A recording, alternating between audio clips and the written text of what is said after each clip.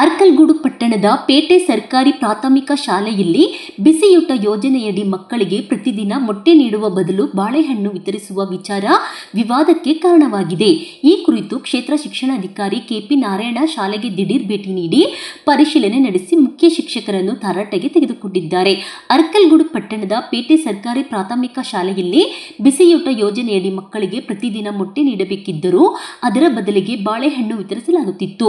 ಈ ವಿಚಾರ ಸಾರ್ವಜನಿಕರ ಗಮನಕ್ಕೆ ಬಂದ ಹಿನ್ನೆಲೆಯಲ್ಲಿ ಕ್ಷೇತ್ರ ಶಿಕ್ಷಣಾಧಿಕಾರಿ ಕೆಪಿ ನಾರಾಯಣ ಶಾಲೆಗೆ ಭೇಟಿ ನೀಡಿ ಪರಿಶೀಲನೆ ನಡೆಸಿದರು. ಪರಿಶೀಲನೆ ವೇಳೆ ಮೇಲಾಧಿಕಾರಿಗಳ ಅನುಮತಿ ಪಡೆಯದೆ ಹಾಗೂ ಶಾಲಾ ಅಭಿವೃದ್ಧಿ ಮತ್ತು ಮೇಲ್ವಿಚಾರಣಾ ಸಮಿತಿ ಅಥವಾ ಅಕ್ಷರ ದಾಸೋಹ ಅಧಿಕಾರಿಗಳ ಗಮನಕ್ಕೆ ತರದೆ ಮುಖ್ಯ ಶಿಕ್ಷಕರನ್ನು ಏಕಪಕ್ಷೀಯಾಗಿ ನಿರ್ಧಾರ ತೆಗೆದುಕೊಂಡಿರುವುದು ಕಂಡುಬಂದ ಹಿನ್ನೆಲೆಯಲ್ಲಿ ಬಿಇಒ ಅವರು ಮುಖ್ಯ ಶಿಕ್ಷಕರನ್ನು ತರಾಟೆಗೆ ತೆಗೆದುಕೊಂಡರು. ನಂತರ ಮಾಧ್ಯಮಗಳೊಂದಿಗೆ ಮಾತನಾಡಿದ ಕ್ಷೇತ್ರ ಶಿಕ್ಷಣಾಧಿಕಾರಿ ಕೆಪಿ ನಾರಾಯಣ, ಮೊಟ್ಟೆಗಳ ಬೆಲೆ ದಿನದಿಂದ ದಿನಕ್ಕೆ ಏರಿಕೆಯಾಗುತ್ತಿರುವುದರಿಂದ ಅನುದಾನದಲ್ಲಿ ಕೊರತೆ ಉಂಟಾಗಿದೆ. ಈ ಕಾರಣದಿಂದ ಕೆಲವು ಕಡೆ ಒಂದು ದಿನ ಮೊಟ್ಟೆ ಮತ್ತೊಂದು ದಿನ ಬಾಳೆಹಣ್ಣು ವಿತರಿಸುವ ಪರಿಸ್ಥಿತಿ ನಿರ್ಮಾಣವಾಗಿದೆ ಎಂದು ತಿಳಿಸಿದರು. ಆದರೆ ಇಂತಹ ನಿರ್ಧಾರಗಳನ್ನು ಶಾಲೆಯ ಮುಖ್ಯ ಶಿಕ್ಷಕರು ಸ್ವಂತವಾಗಿ ತೆಗೆದುಕೊಳ್ಳಬಾರದು. ಶಾಲಾ ಸಮಿತಿ ಹಾಗೂ ಅಕ್ಷರ ದಾಸೋಹ ಇಲಾಖೆಯ ಅಧಿಕಾರಿಗಳ ಗಮನಕ್ಕೆ ತಂದು ಅವರ ಅನುಮತಿ ಪಡೆದು ಮಾತ್ರ ಕ್ರಮ ಕೈಗೊಳ್ಳಬೇಕು ಎಂದು ಸ್ಪಷ್ಟಪಡಿಸಿದರು. ಅಲ್ಲದೆ ಸಂಬಂಧಪಟ್ಟ ಶಾಲೆಯ ಮುಖ್ಯ ಶಿಕ್ಷಕರಿಗೆ ಮಕ್ಕಳಿಗೆ ನಿಗದಿತ ನಿಯಮದಂತೆ ಪ್ರತಿದಿನ ಮೊಟ್ಟೆ ವಿತರಿಸುವಂತೆ ಕಟ್ಟುನಿಟ್ಟಿನ ಸೂಚನೆ ನೀಡಲಾಗಿದೆ ಎಂದು ಅವರು ತಿಳಿಸಿದರು. ವರದಿ ಸಂತೋಷ್ ಗೌಡ, ಅರ್ಕಲ್ಗೂಡು. ಲಾಸ್ಟ್ ವೀಕ್ ಇಂದಲ್ಲ 6 ಡೇಸ್ ಮಟ್ಟ ಕಟ್ಕೊಂಡು ಬಂದಿದ್ದೀವಿ. ತೀರ್ಮಾನ ಮಾಡೋದಕ್ಕೆ ಯಾರು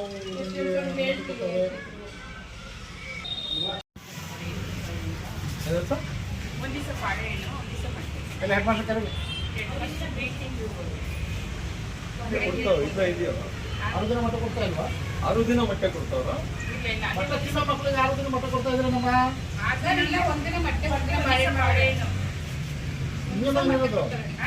ನಿಯಮ ಏನಂತ ಇದೆ? ಅಲ್ಲ, ನಿಯಮ ಏನಂತ ಇದೆಯಮ್ಮ? 6 ದಿನ ಕೊಡ್ತೇವೆ. ಸರ್ಕಾರ ಎಷ್ಟು ದಿನ ಕೊಡ್ತದೆ? ಎಜುಕೇಷನ್ ಫೌಂಡೇಶನ್ ಎಷ್ಟು ದಿನ ಕೊಡ್ತಾರೆ? ಈಗ ಯಾರು ಮುಖ್ಯ ಅಧಿಕಾರಿ ಯಾರು?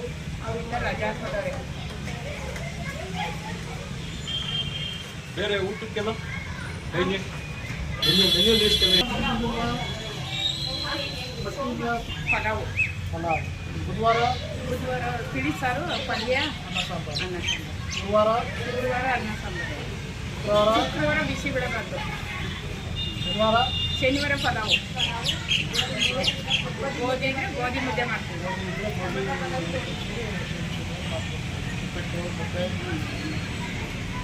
ನಿಮಗೆ ಮಾಹಿತಿ ಇದೆಯಲ್ಲ, ಏನು ಮಾಹಿತಿ ಇದೆ ಈಗ?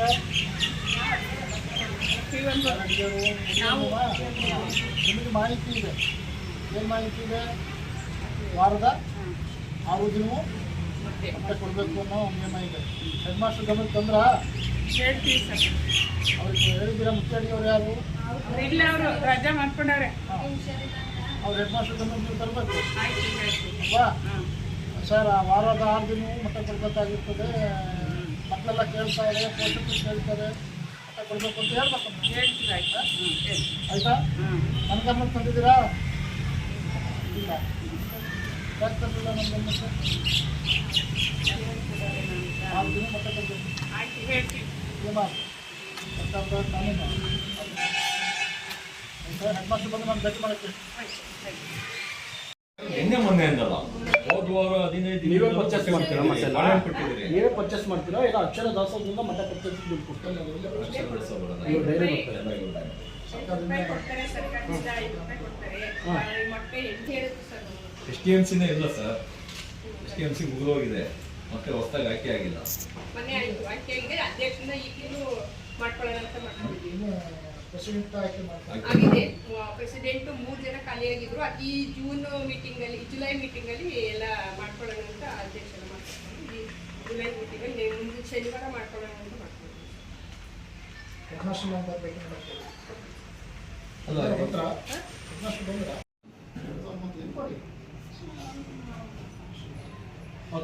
ಆಲ್ಟರ್ನೇಟ್ ಕೊಡೋದು ಅದು ಈ 1ನೇ ತಾರೀಕಿಂದ ನಾವೇನು ಮಾಡ್ಬೋದು ಅದು ನೀವು ಗಮನಕ್ಕೆ ತರದೇ ಇರೋದು ನಾನು ಮೊಟ್ಟೆ ಕೊಡಲ್ಲ, ಬಾಳೆಹಣ್ಣು ಕೊಡ್ತೀನಿ.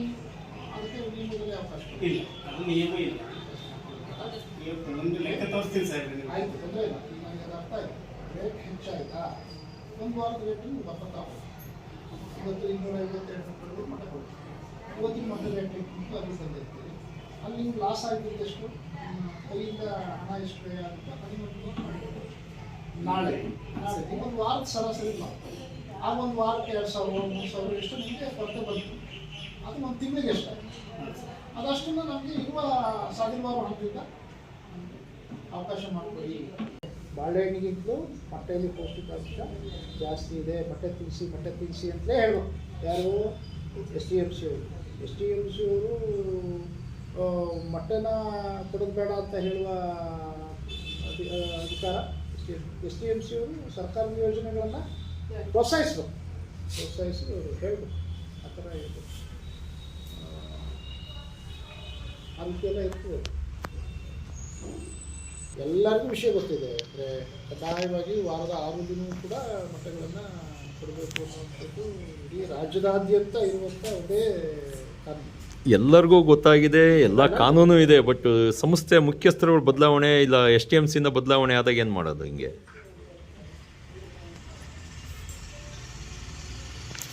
ಏನು ತೊಂದರೆ ಅಂತ ಅನಿಸ್ತದೆ ಅದನ್ನು ಸದ್ಯಕ್ಕೆ ತಾತ್ಕಾಲಿಕ ಬಳಸಿ. ಹಾಗಾದ್ರೆ ನೀವು ಬಾಳೆಹಣ್ಣಿಗೆ ಚೇಂಜ್ ಮಾಡೋದಿಲ್ಲ, ಮೊಟ್ಟೆ ಕೊಡೋದು ಬಿಟ್ಟು ಬಾಳೆಹಣ್ಣು ಹೋಗೋದಿಲ್ಲ. ಕೊರತೆ ಆಗ್ತಾ ಇರೋ ಒಂದು ಏನಿದೆ, ಶಾರ್ಟೇಜ್ ಆಗ್ತಾಯಿದೆ. ನಿಜವಾಗೂ ನಿಮ್ಗೆ ಶಾರ್ಟೇಜ್ ಆಗ್ತಾಯಿದೆ. ಏನು 5 ರೂಪಾಯಿ 20 ಪೈಸೆ, 1 ರೂಪಾಯಿ 1 ರೂಪಾಯಿ ಹೆಚ್ಚಾಗಿತ್ತು. ಇಲ್ಲ 2 ರೂಪಾಯಿ 2 80 ರೂಪಾಯಿ ಪೈಸೆ. ಆಯಿತು. ಎಷ್ಟು ಹೆಚ್ಚಾಗಿತ್ತು ಅದಕ್ಕೆ ಸಂಬಂಧಪಟ್ಟ ಮಾಡಿ ಏನು STMC ಈ ರೀತಿ ಆಗಿದೆ ಅನ್ನೋಂಥ ನಿರ್ಣಯ ಮಾಡಿ ಒಂದು ನಿರ್ಣಯ ಮಾಡಬೇಕು. ಎಷ್ಟು ಒಂದು ವಾರಕ್ಕೆ ಒಂದು ವಾರ ತಗೋದು ಆಲ್ರೆಡಿ ಸರಾಸರಿ ರೇಟ್ ಈ ವಾರದಲ್ಲಿ ಎಷ್ಟು ಬಳಕೆ ಇರುವಂಥ CGಯಲ್ಲಿ ಸದ್ಯಕ್ಕೆ ತಾತ್ಕಾಲಿಕ ಖರ್ಚು ಮುಂದಿನ ವಾರಕ್ಕೆ ರೇಟ್ ಕಡಿಮೆ ಆಗ್ಬೋದು. ಅಲ್ಲಿ ಬ್ಯಾಲೆನ್ಸ್ ಆಗ್ಬೋದು ನೋಡಿ.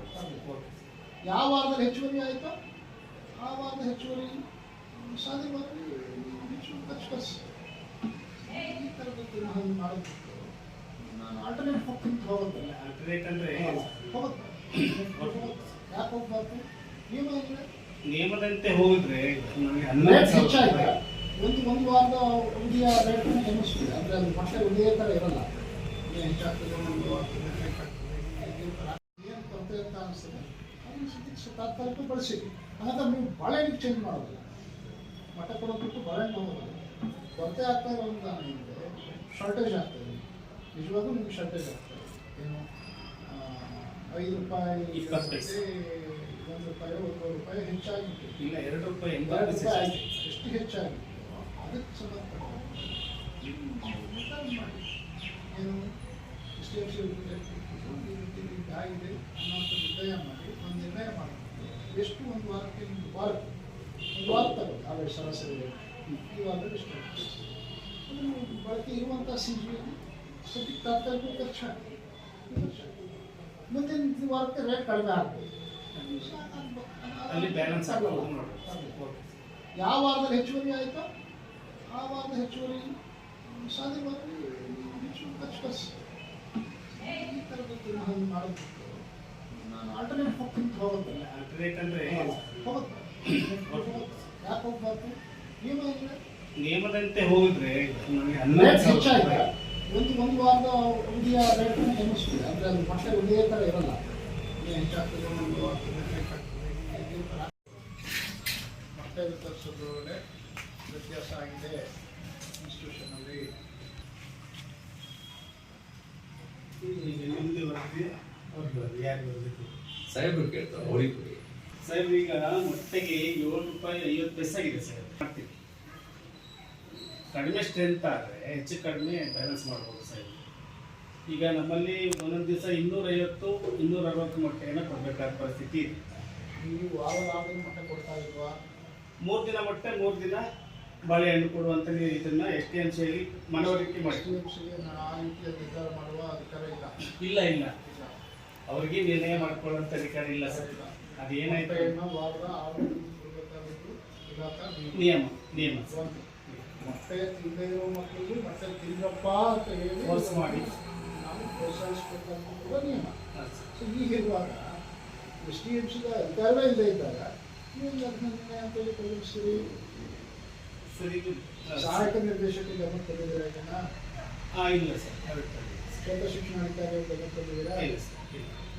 ಶಾಲಾ ಹಂತದಲ್ಲಿ ನೀವೇ SDMCಗೂ ಆ ನಿರ್ಧಾರ ಮಾಡ್ತಾ ಇದ್ದಾರೆ ಇಲ್ಲ?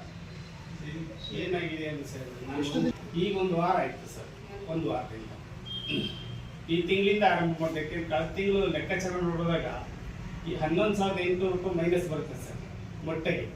ಸರ್ಕಾರ ಕೊಡೋದು 5 ರೂಪಾಯಿ 20 ಪೈಸೆ, ಮೊಟ್ಟೆಗೆ 7 ರೂಪಾಯಿ 50 ಪೈಸೆ ಆಗಿದೆ ಸರ್. ಈ ಅಮೌಂಟ್ ನೋಡಿದಾಗ 11,000 ರೂಪಾಯಿ ಕೈಯಿಂದ ಕಟ್ಟುವಂಥ ಪರಿಸ್ಥಿತಿ ಬಂದಾಗ ಮಾಡಿ ಇದು ಸಹಾಯಕ ನಿರ್ದೇಶಕರು ಗಮನಕ್ಕೆ ಬರವಣಿಗೆ ಹಾಂ ಫಸ್ಟ್ ಆಯ್ತು ಮೊದಲ ಕೆಲಸ ಶಾಲಾ ಹಂತದಲ್ಲಿ ನೀವಾಗಿ ಬದಲಾಯಿಸುವಂಥದ್ದು ಬೇಡ. Okay sir. ಕ್ಲಿಯರ್. ಹೆಚ್ಚುವರಿ ಬರ್ತಾ ಇರುವಂಥ ಈ ಅನುದಾನದ ಏನು ಮಿತಿಯೇ ಇದೆ, ನೀವು ಬೇಕಿದ್ರೆ ಅದನ್ನು ಇರುವಂತಹ CGಯಲ್ಲಿ ಆ ಮಟ್ಟ ರೇಟಿಗೂ ನೀವು ಕೊಡ್ತಾರೆ.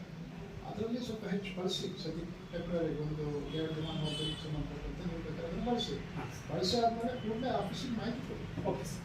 ಸಹಾಯಕ ನಿರ್ದೇಶಕರು ನೋಡ್ತಾನೆ ತಂದು ನೋಡಿ ಸರ್ ನಮಗೆ ಈ ರೀತಿ ಒಂದು ತಿಂಗಳಿಗೆ ಇಷ್ಟು ಕೊರತೆ ಆಗ್ತಾ ಇದೆ ಹಣ, ಇದನ್ನು ನೀವು ಪೂರೈಕೆ ಮಾಡ್ಕೊಳ್ಳೋದಾದ್ರೆ ನಾವು 6 ದಿನಗಳು ಮತ್ತೆ ಕೊಡ್ತೀವಿ. ಇಲ್ಲ ಅಂದರೆ ನಮ್ಗೆ ಸರಿದೂಗಿಸ್ಕೊಡಿ. ನಿಮ್ಮ ನೀವು ಇಮಿಡಿಯೇಟಾಗಿ ಸಹಾಯಕ ನಿರ್ದೇಶಕರು ಮೀಟಿಂಗ್ ಕೊಡ್ಬೋದು. ಈ ತತ್ಕಾಲವಾಗಿ ಆ ರೀತಿ ಆದ್ರಿಂದ ರೇಟ್ಗಳು ವ್ಯತ್ಯಾಸ ನಿಮ್ಮ ಭೇಟಿ ನೀಡಿ ಪರಿಶೀಲಿಸಿದಾಗ ಮೊಟ್ಟೆ ರೇಟು ಹೆಚ್ಚಾದ ಕಾರಣಕ್ಕಾಗಿ ಒಂದು ದಿನ ಮೊಟ್ಟೆ ಒಂದು ದಿನ ಬಾಳೆಹಣ್ಣು ಈ ರೀತಿ ನಾವು ವಿತರಿಸಿದ್ದೀವಿ ಸರ್ ಕಳೆದ 1 ವಾರದಿಂದ ಅನ್ನುವಂಥ ಮಾಹಿತಿಯನ್ನು ಮುಖ್ಯೋಪಾಧ್ಯಾಯರು ನನಗೆ ತಿಳಿಸಿರ್ತಾರೆ.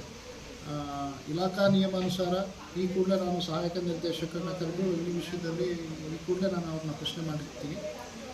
ಇಲಾಖಾ ನಿಯಮದ ಅನುಸಾರ ಯಾವುದೇ ಕಾರಣಕ್ಕೂ ಏನೇ ರೇಟಿನಲ್ಲಿ ಎದುರು ಬದಲಾಯಿತು ಅಂತ ಹೇಳಿ ನಾವು ಮೊಟ್ಟೆಯ ಬದಲಿಗೆ ಬಾಳೆಹಣ್ಣನ್ನು ವಿತರಿಸುವಂಥ ಅವಕಾಶಗಳು ನಿಯಮದಲ್ಲಿ ಇರೋದಿಲ್ಲ.